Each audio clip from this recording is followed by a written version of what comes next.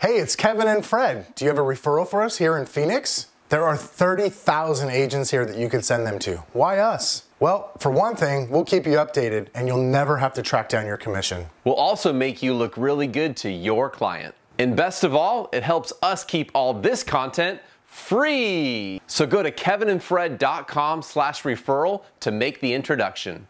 We'll take great care of them. All right, Next Level podcast listeners, we're back. And today my guest is Barry Jenkins, Professor Barry Jenkins as I know him. Barry, how you doing today, man? Man, I'm awesome. Really excited just to chat with you and collaborate, share ideas, all that good fun stuff. That's awesome, man. I appreciate, first of all, you taking the time out of your busy schedule to be here.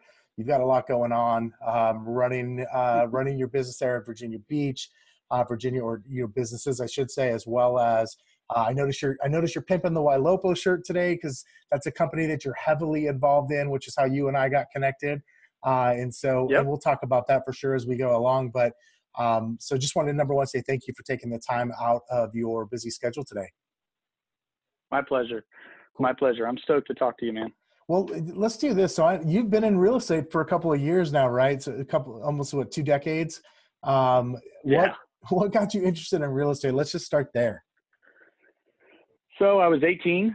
My stepdad connected me with at the time they didn't call it this, but it was a hard money lender, and said, "Hey Barry, this guy will lend you $60,000 to buy a house and lend you the money to fix it up." I was selling shoes at Athlete's Foot at the mall, and I was 18, so I was like, "Okay, cool, let's do it." It had a balloon payment at the end of 12 months, so I had to pay it off and flipped the house. Made more money off of that one flip than I made in my 2 years selling shoes, right? So obviously my interest was piqued. I got my real estate license. And every year or so I would buy a house and move into it, like a HUD property.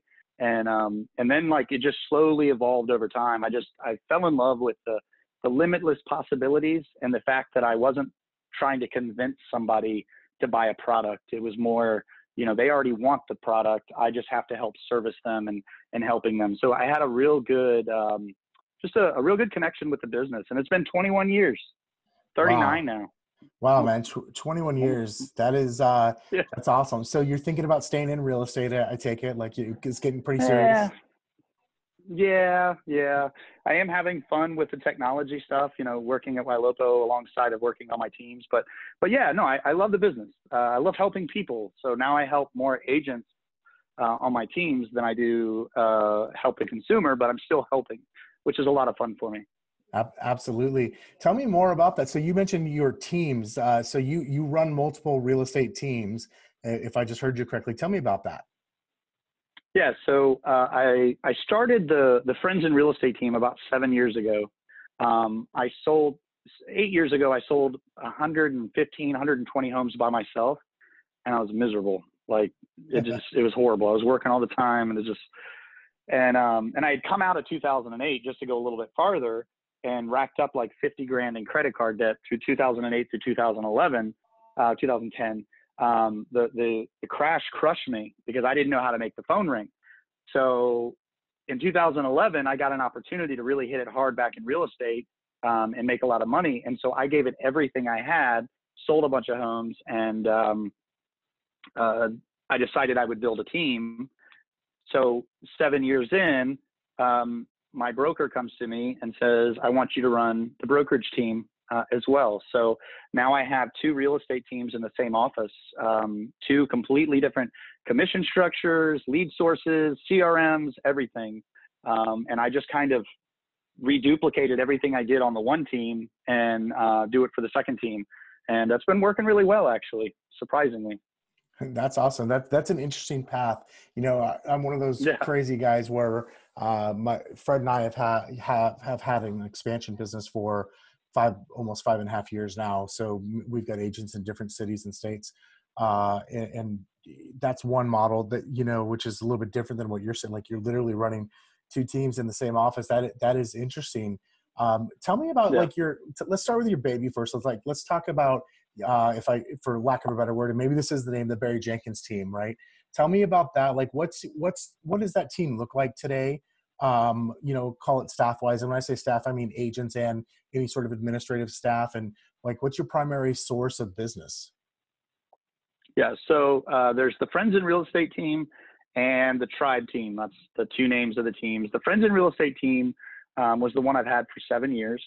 At the time, I really wanted to work with people that were excited about transitioning into careers. And so I actually built my sales team off of waiters and waitresses, contractors, appraisers, anybody who just, this sounds so bad, but if I enjoyed being around them, like I actually enjoyed talking to them, not like they didn't have to be a huge personality, but I didn't have to drag them along, and they could download an app from their app store, whether it's Android or Google, I didn't care. But if they're like, oh, I don't know my password to iCloud or whatever, I know it's not going to be a good fit because I need a, you know, a tech-centric agent. And so that's how I built my team. And I grew them. I called it the Career Changers Program. And so I had a group of people that were just really excited to be working for themselves. And then, you know, my whole shtick is I believe you can actually serve people, put their interest above your own, and do it in such a way that you increase your sales, increase your opportunity.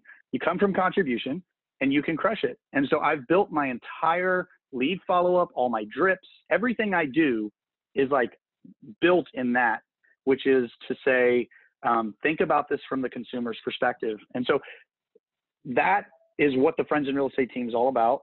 We do 4 huddles. So I do the Friends in Real Estate team at 9 a.m. for 15 minutes. And then I do the Tribe team at 9:15. And, you know, the huddle, I'm not impressing anybody. That's not what it's about.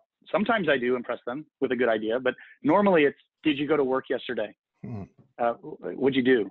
Right? Because I asked that question intentionally because they could binge watch Netflix all day and nobody would know. And so I'm not micromanaging, but I'm definitely inspiring them to be a better version of themselves.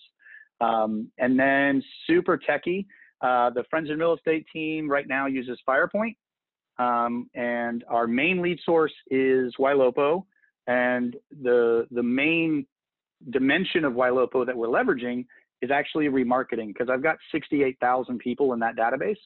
And so we're getting like 900 to 1,000 leads a month that come back to our website and do something significant. So really, my agents just have learned to work those opportunities as new leads. And so the ROI is like crazy.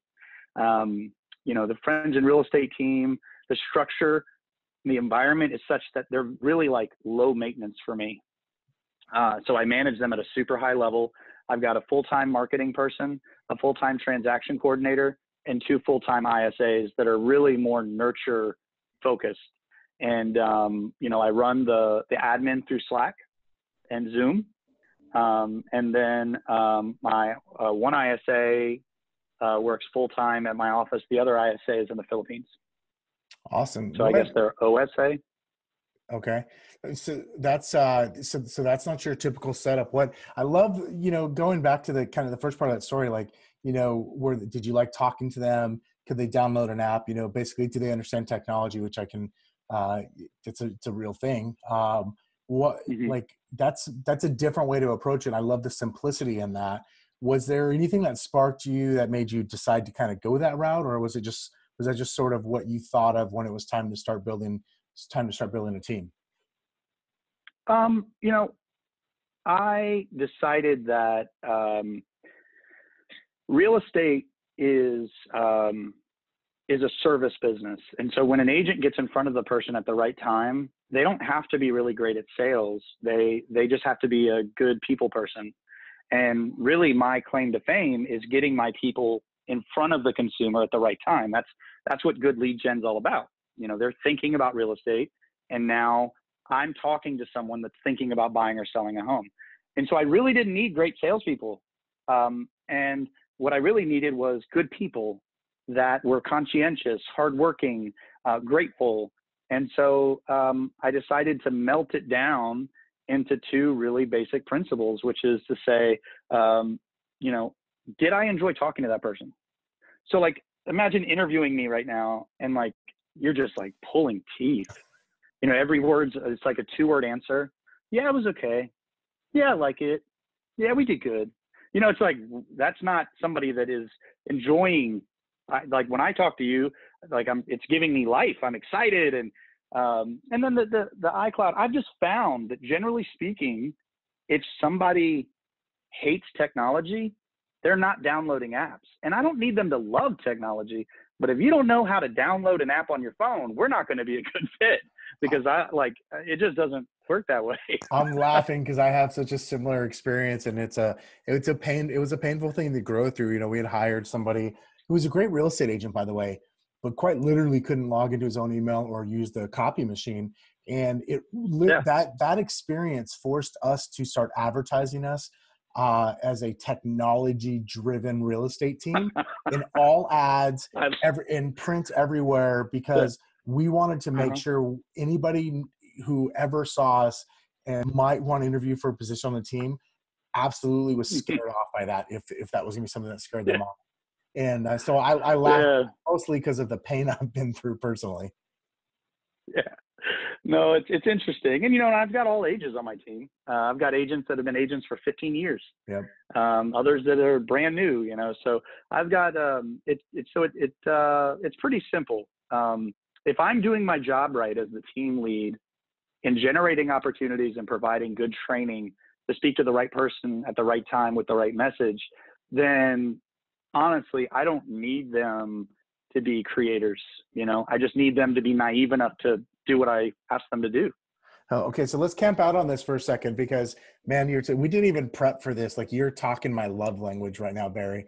I am the guy that just swears up and down, we don't even need to buy another lead for the rest of our lives. And we could have more transactions than we could ever possibly transact in the next 30 years of our career. And so you mentioned, like, you're using Ylopo specifically for the retargeting and remarketing, and not so much the technology side of it. I want to talk about that a little bit later too, because I interviewed Howard a few months ago, and that was the thing. I was like, whoa. You know, after smart guy meeting him and G, it just blew my mind. And, you know, I was like, dude, where do I sign? Can I take my money, please? But but because, again, it was near and dear to my heart in the way I've always operated. You know, I got this business that's like, it's a lot of it is sphere and referral based, and the other part is internet lead based. And I've always told people, and I'm sorry, I don't normally talk this much, man, but I feel like connected with you on this. Go. I had this, I started my career at Keller Williams, and the manager in the Keller Williams system is called the team leader. And my very first team leader taught me, she said, hey, listen, you got to understand, Kevin, your success in real estate will be directly correlated with the number of people who, when they think about real estate, they think about you. And at the time I was like, it sounds really smart, but it also sounds a little incomplete, because I'm like the guy, like I'm the attack dog, right? If you just tell me to run through the wall, I'll just keep running until I get to the wall. Yeah. Well, which is why I've always done really good with internet leads, because I will call for 18 or 24 months or however long it takes until they're ready to transact. And so a couple years later, I realized, I said, that's only half of the statement. The other half of the statement is, it's when you're talking to people who are thinking about real estate. It's the number of people who, when you're talking to them, they're thinking about real estate, which means I've got to be calling and staying in front of these people all the time. And so it sounds to me like that's a little bit of your train of thought too. How did you get there? Because I've always felt like such kind of like a weirdo, and I don't want to say nobody believes in me, but you know, it's definitely against the grain. Yeah. Well, I mean, first of all, when I first started, I was at an independent brokerage. So I wasn't exposed to any national organizations whatsoever. I wasn't even a realtor, which is regional, but like I wasn't. And so my broker said, when you close on a house, buy them a dishwasher, because every time they look at the dishwasher, they'll think of you, and pass out 50 business cards a day. Do you know how hard it is to pass out 50 business cards a day? It's horrible. And like, I am a people person, but I'm not a crowd person. Like, I don't want to go to a party with 100 people and be the center of 100 people's attention. Like, that doesn't give me life. Okay. And so I feel like the standard fare real estate agent, you know, if you're not going to buy leads, you need to be a big personality. And if you've got it, you've got it. But I also when online leads hit, dude, I was in love because I'm the guy, if you're about to buy something and I know there's a coupon, I'm like, dude, hey, I got 50% off. Like, I'm stoked, you know? And if I'm talking to the right person at the right time, I get to be that excited coupon clipping because they think they can't buy yet. They think they need 20% down. And I'm like, oh, there's a grant. Let me tell you about it. You know, so I love to teach. I love to help people. And so it just started oozing out of me. And then I realized it's actually a sales model. And so then I started teaching others how to do it. That's awesome, man. So I got to ask you, so when you're talking to agents about potentially joining your team, is that conversation part of your interviewing or recruiting process? Or is there something else that you're using to kind of, I guess, filter or look for someone who may be of the same mindset? Sure. So with the two teams now, I'm really in a really good spot because I get to triage who I think is a good fit, because the brokerage team has so many admin that are holding those agents' hands, and they get to graft into my training and stuff, but I'm not responsible for them in the same way. Whereas with the Friends in Real Estate team, I'm very much protective of that team because I need a good culture. I need people that are that I don't have to babysit. And so now when I'm doing the interviews, I'm really asking the person what they want, what they define as success, what they define as failure, what they'd like to see 12 months from now. And I used the CEO of LinkedIn. You know, he would always ask people when he's interviewing them, he would say, you don't have to answer this, but by saying you're going to be with LinkedIn, but in 5 years, what would you like to be doing in 5 years? Regardless, put LinkedIn aside. Where do you want to go? And I want to see if LinkedIn can partner with you along those 5 years, whether you stay with us or not. And it created a good culture. And I'm looking for business partners on the Friends in Real Estate team. That's the way I phrase it. I'm like, I need a partner. My end of the bargain is I'm going to provide X, Y, and Z, coaching, training, CRM, systems, leads. Your end is you're going to work the leads according to the schedule. You're going to be on time and try. And if the two of us are doing our thing, we're both going to make money and be happy. And so the Friends in Real Estate team is very much more, business partner type stuff. Cool. That's man, that's pretty cool stuff. I like the way you approach that. It's not your typical approach to a real estate team. Tell me more. One of the things that I notice is obviously you use a lot of leverage in your world, like mostly through technology, I'm assuming. You did mention there's a lot of admin on the other team, on the brokerage team, as you call it.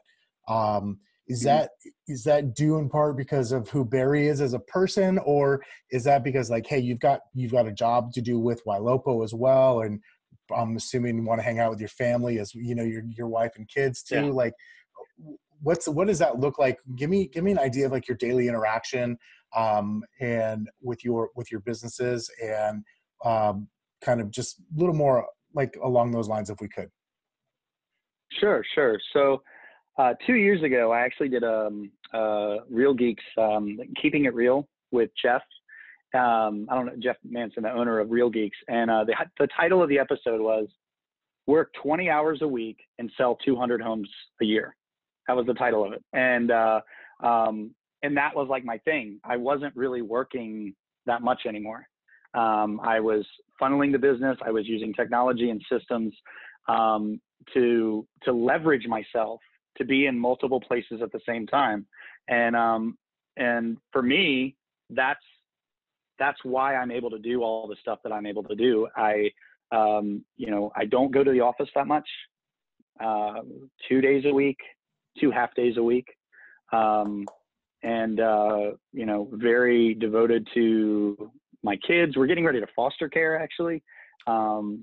We've got our own kids. We're going to be, and just, there's an epidemic in our area. So wanting to help with that. And so by leveraging all this technology, I need technology because I'm the guy that gets so focused on what I'm doing that I forget everything else. And so I need something to remember for me. And so if I use an easy analogy, lead routing rules. I want this kind of lead to go to these people, and then I set it and I'm done. And that's kind of, that is a microcosm of every dimension of my business. I obsess about it for a week or two. I get it dialed in. and then I work on the next thing, and then I work on the next thing and the next thing. That's awesome.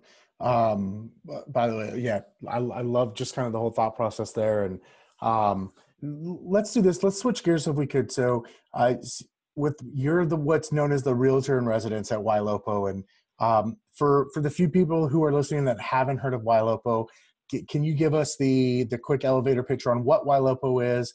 And then more, what I'd like to dig into is, what does the realtor in residence do specifically for Ylopo?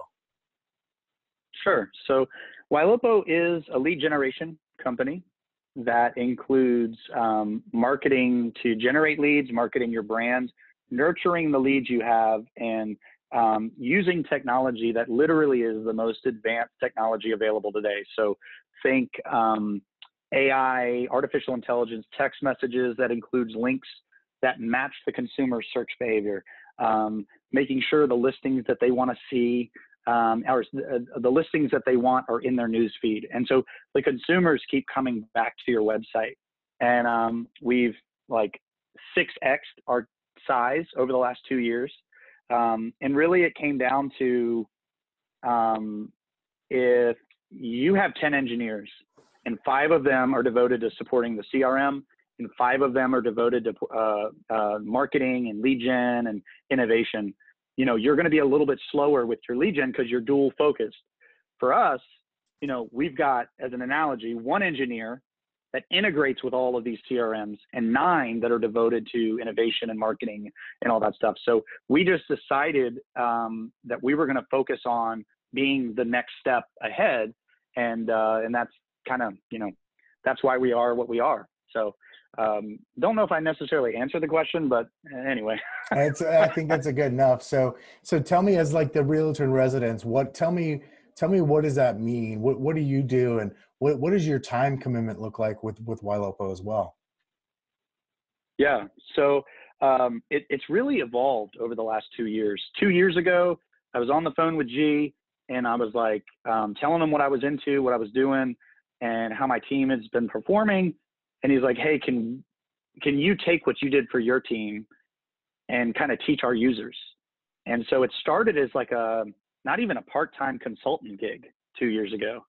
And then there was so much synergy with Howard and G and I, and we just kept, like, the more we talked week after week, the better the ideas got. And so then it went from an occasional consultant gig to a part-time gig. And then a year in, they're like, hey, we want to bring you on full-time as an executive. We'll call you the realtor in residence. You'll have your hand in every department in the company.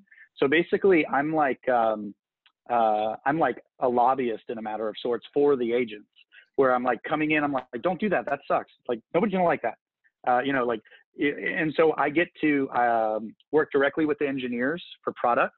I work directly with G on new ideas. I create all the scripting for all the AI. I'm working on the search site. So I'm dealing with a guy that worked at Apple and Realtor.com and all these big companies. And I'm like, no, don't do the search site like that. Nobody's going to like that. Do it like this. And, you know, and then I go from there to teaching the CS folks how to talk to realtors and everything in between. You know, I met you at Summit, and you saw where I was kind of like hovering around the stage the entire event. Yep. And that's kind of what it's turned into. It's a full-time job, 40 hours a week. There's no doubt about it. They've got a big chunk of my time, and you know, for some it doesn't make a lot of sense. It's like a step backwards because, you know, I've got these real estate teams. Why don't you focus on that? And I think I just needed a new challenge, so I went with my gut is what happened, and it worked out great. That's awesome, man. Yeah, no, that's a really cool thing. And I think that's so important with tech becoming such a bigger piece of what we do as realtors and as real estate companies in these times. There's so many people from outside the industry that are now working kind of either in the industry or on the industry. It's good that they don't have the perspective, and that's dangerous if they don't get any perspective, right? It makes me think of like right. A good friend of mine, Chris Heller, who is the chief real estate officer for Ojo Labs, which is an AI company as well.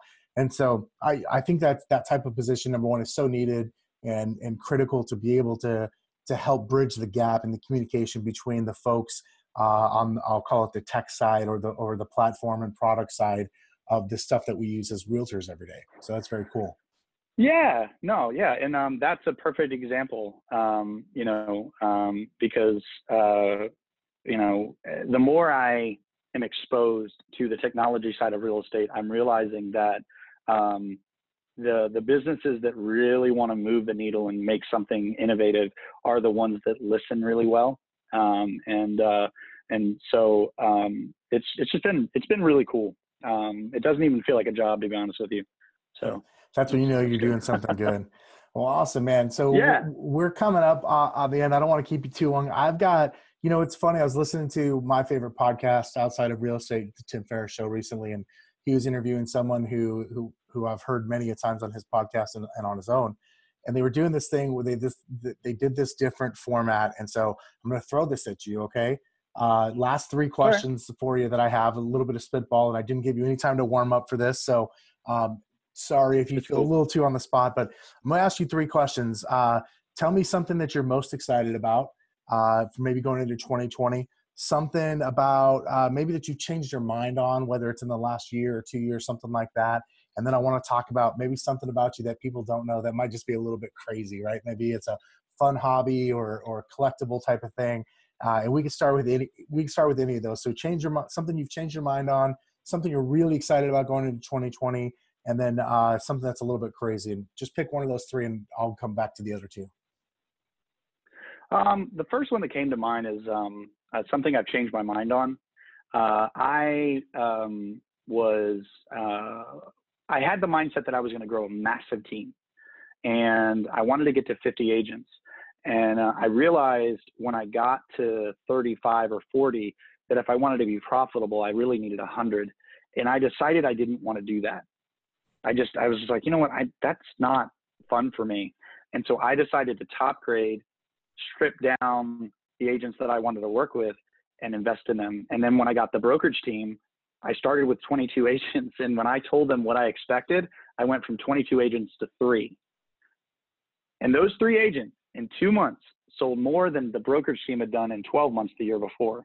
And so I'd rather have a few that are focused than many that are confused. Yeah, that's awesome, man. Gosh, you and I are going to have to talk offline one of these days, very soon. All right. So tell me something you're really excited about going into 2020. So I don't know if you're asking from a personal perspective, but, for me, I motivate agents for a living. I run these 2 sales teams. I work in a Ylopo Realtor in residence. And, this year there's been 220 children that in my area that have gone into foster care, and there's only 60 homes. There's 60 people that are helping. And so my wife and I decided to get involved, and in the next probably week or 2 we'll have our first placement, I'm assuming. And so I'm just really excited about motivating birth parents, these people that lost their children because of a problem. And there's normally a lot of judgment between the foster parents and the birth parents. And I kind of am excitedly challenged to help these people get back on their feet. So again, not really real estate focused, but still something that I'm very, very excited of the challenge. Dude, that's awesome. Thank you for sharing that. That's a really good one. All right. Tell me something crazy. Like what's something weird about you most people don't know? Could be a habit, could be a hobby, something like that. So when I was 35, I started getting tattoos, and now I'm getting more and more and more tattoos. And I'm not artistic. I can't draw, but I appreciate art. And so tattoos are like my way of making me feel artsy without doing it. And the other thing I would say that's kind of weird is I have 3 degrees. 2 of them are on theology, and I actually pastored a church from the age of 20 to 30 while I was a real estate agent. So definitely a different background than what most are used to. Dude, that is so awesome, man. Well, Barry, let me ask you this before we go, like, anything at all that you think that we should cover, or a question I should have asked you, or anything you want to get off your chest before we wrap up today? I think I think the real estate agents as a whole need to learn how to talk to people that don't know what they want yet. Zillow and Realtor have taught us to only be able to talk to people that know what they want. And so the dynamic of the conversation is such that I'm servicing their need. Their need is driving the process, everything about it. And if you're going to survive as a real estate agent over the next probably 3 to 5 years, as the industry changes the way that it is, you're going to have to learn how to be relevant to the person that doesn't know what they want. And be careful, because the person that doesn't know what they want, they're not even aware of it, but that's why they don't want to talk to you. That's why they say, I'm just browsing, I'm just looking, I'm not serious, because they've equated us with servicing the need. And if we can create a need for ourselves earlier in the journey, we have a massive opportunity. And that's why my team sells so much. That's awesome, man. I appreciate you sharing that. And what's the best place for people to catch up with you? Facebook, Twitter, Instagram? What's best? I would say Facebook, just Barry Jenkins. I don't remember the long link, but if you look it up, you'll see it. Just friend request me. And yeah, that's probably the easiest way to do it. Awesome, man. All right. Well, Barry Jenkins, I appreciate your time today. Next Level Agent listeners, appreciate your time as well. And we'll talk to you guys again soon.